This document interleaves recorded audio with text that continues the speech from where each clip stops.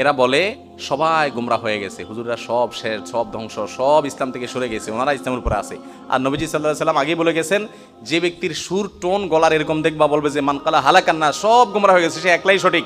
নবীজি বলছেন ফাওয়া আহলাকুম, এ হলো সবচেয়ে বড় গুমরা। সবচেয়ে বড় গুমরা হলো সে।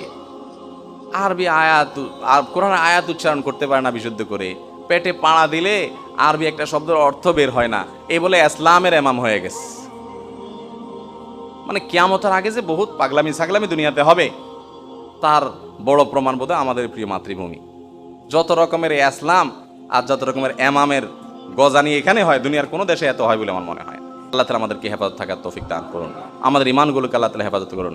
আমাদেরটা তো যাতা চলে যাচ্ছে, আমাদের পরের জেনারেশনে কী হবে আমি সেই চিন্তা করি। আমাদের ছেলেমেয়েরা কী করবে, তাদেরকে দিন এবং কোরআন সম্পর্কে, ইসলাম সম্পর্কে সঠিক ধারণা অনেক শক্তভাবে, বলিষ্ঠভাবে যদি দিয়ে যেতে না পারেন, তাহলে ওদের ইমানের উপরে ওরা টিকে থাকতে পারবে না। এত জোয়ার চতুর্দিক থেকে আসছে।